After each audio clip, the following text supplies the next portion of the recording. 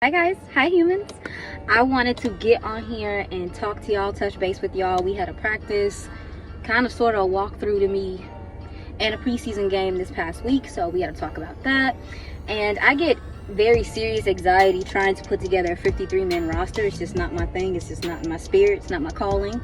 So I'm just gonna go through the position groups, offense, defense, and talk about the gentlemen that I feel like have a place on this team, and then maybe we'll talk about where some of these other gentlemen fit in. So yes, let's get into it. I want to just get in here and then get out the way, because I know this next couple weeks are going to be a little hectic for me personally, but then also too, just in Cowboy land, you know how it goes when there's nothing to talk about. People just start making stuff up. So let's get it.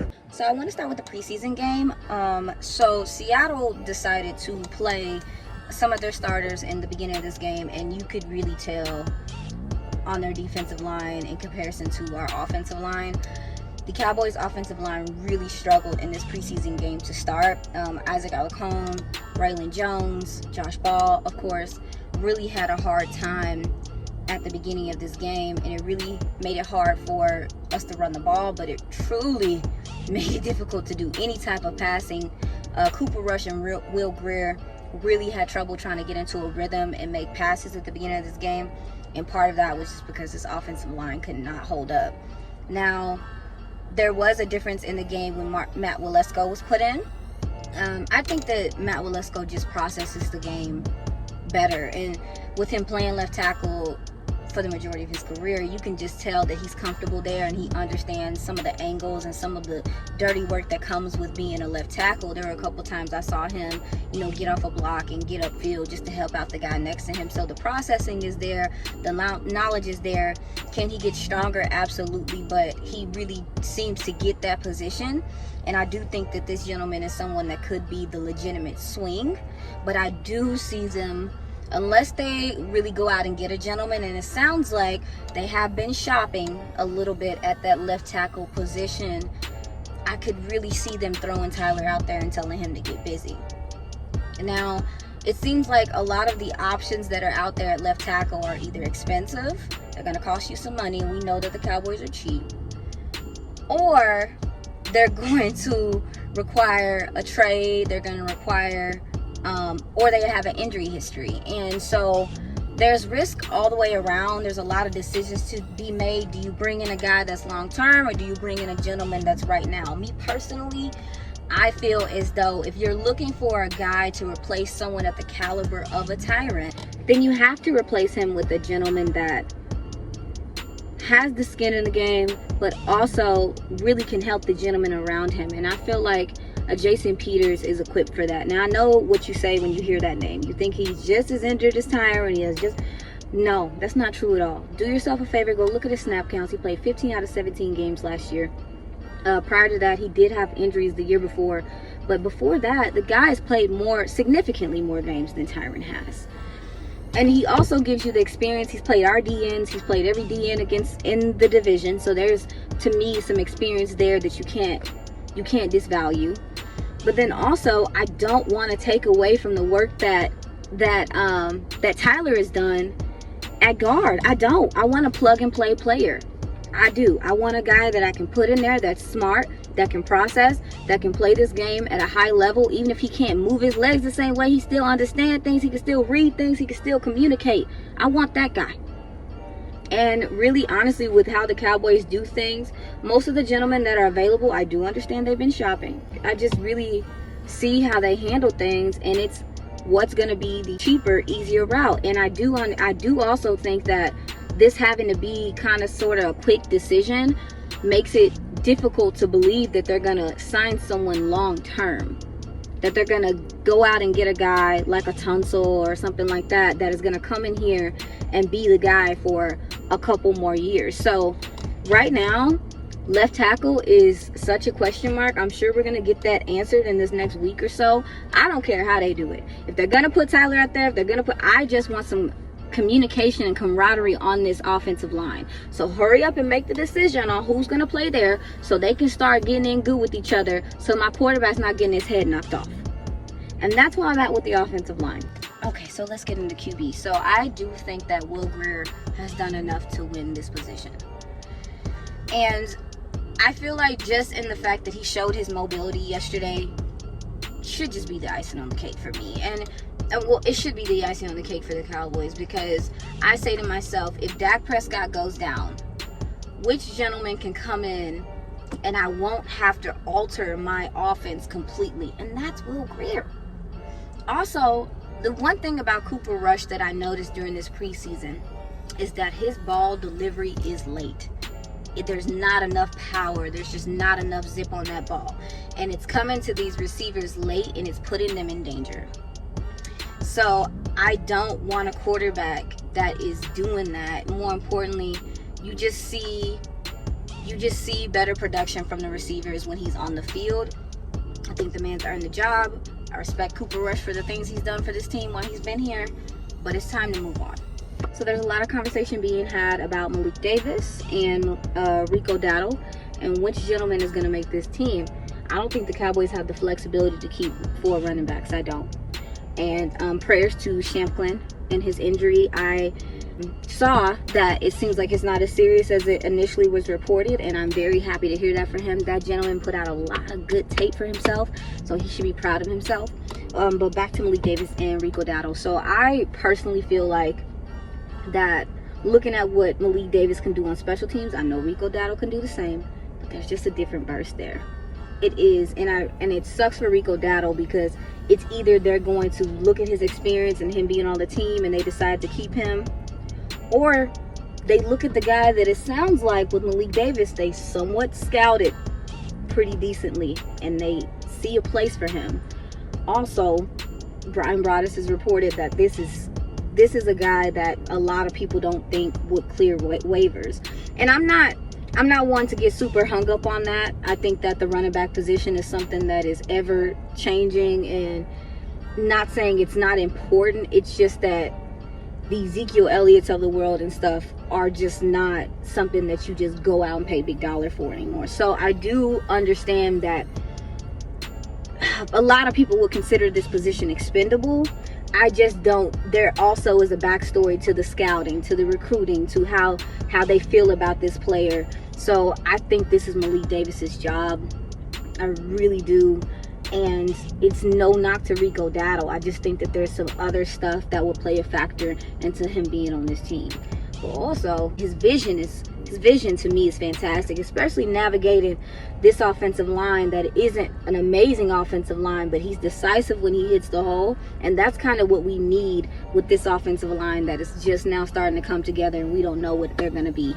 Now, on to wide receivers. So I'm going to start with Cavante Turpin. So he did get a couple snaps at receiver the other day, and people were losing their minds like, why is he on the field? Why is he on the field? Yo, because he needs to. They still have to acclimate him to the NFL, y'all. Like, I get that he made his spot. He got his spot in returns, but he's even said that himself. He can do that in his sleep. He wants to learn how to be a receiver. So a lot of him being on the field, I think, was, getting him some routes in. He was open a lot. Listen, this man, separation. When he's open, he is open. He's going to be open a lot. So Cavante Turpin for sure solidified himself on this team. I understand everybody like, but what if Kellen doesn't use him correctly and stuff? We don't know nothing. We only know what we have seen. And we have seen them try to use him in numerous ways so far in practices. So I just feel like we don't know nothing. Calm down. Wait till we see what he has. But I know one thing about Cavante Turpin, and listening to his interviews, I do not think he would have signed with Dallas if he was not going to get the opportunity to show his ability as a receiver. Every one of his interviews, he's talking about, I want to show the world what I can do as a receiver. So, with that being said, I think this gentleman has made this team. Now, on to Jalen Tolbert. Jalen, I know he is sick. I know he is sick and tired of playing with quarterbacks that aren't named Dak Prescott. He had a couple grabs, made the best of his opportunities in the preseason game. But I think the practice that he had on, I think it was Tuesday, where he was everywhere. He was everywhere. It was clicking for him. I think that really, you could see that throughout the media, and even with Jerry and Steven, like, they noticed that he looked more confident. And I'm very glad to see that with him, because I feel like Jalen is a smart player. I feel like he is a difference maker. And so with him connecting with Dak again, you could see that he got his little mojo back. That's my guy. That's my guy. That's my guy. I don't know where he's going to stand on this depth chart. I think he is going to be the 3 behind Noah Brown. I think Noah gets that spot by default, absolutely, with the seniority, knowing the playbook, and also he's had a fantastic camp as well. So, and then also Houston, again, made the most of his opportunities. I think this gentleman has done enough and got enough, sponsors. I think he has enough sponsors to include our quarterback in this locker room to have a spot on this team.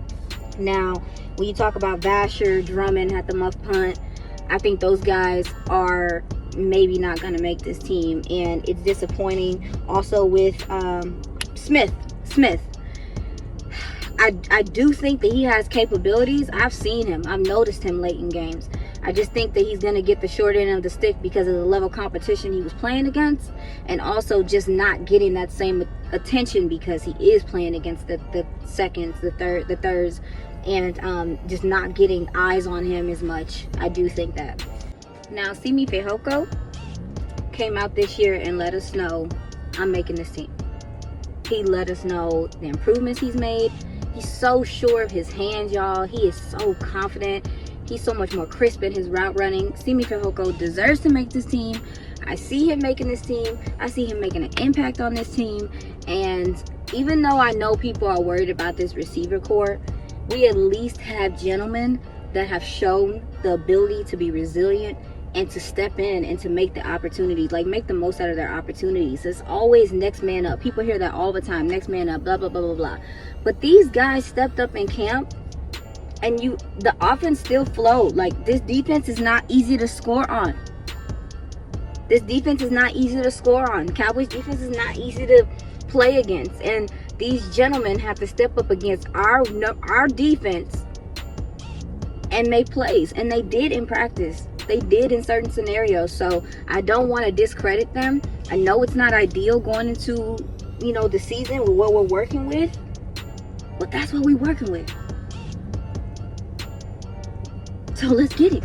Last but not least, on the offensive side of the ball, let's talk about these tight ends. Dalton Schultz is about to have a fantastic year. I think that we kind of get in that mode where a lot of people are with Micah, is that you expect for him to be reliable, you expect for him to be good. So you just don't even mention him like that. You don't mention him the same way. Like, we expect for Micah to come out. You kind of expect for Dalton Schultz to come out and catch balls. Like, you just kind of do at this point. He just be there. Like, he's there. But I do think that his camp and how well he's looked really coming into that tight end position. We talked about it. Tight end, to me, is a progressive position. It takes time to really sit into that position and understand all of the things that go on with that position in totality. Really feel like this gentleman gets that position more than he ever has. Now, with these youngins, Jake Ferguson and Peyton Hendershot. Now, Peyton Hendershot, he led the team in receiving. He had 39 yards. He was targeted 7 times. He had 3 receptions. Had the, shades of Witten moment. We got some swaggy, a little crazy young tight ends, and I like it. And they're not afraid to get their nose dirty. Everyone is just raving, and me personally as well, on the blocking. This is something that the Cowboys have lacked for a while, is like tight ends that are not afraid to get in there and block and help out and chip. And this is going to help this young offensive line really on that left tackle spot, and maybe Terrence Steele in spots, depending on who the edge rusher is. You do need tight ends that can do that. Now, I don't want to take away from them as receivers, because between him and Jake Ferguson, you can tell they ready to boogie. They ready to boogie.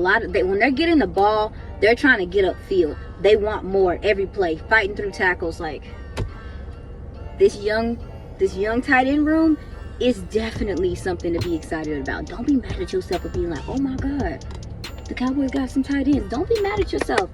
We haven't seen like the athleticism that's there, the grittiness that's there, but then also just the basic tight end stuff. Like, I mean, they did a boot to Jay Ferguson, and I was like, oh, it just looks very natural for both of them, and I love it. So really love what we got at tight end moving forward.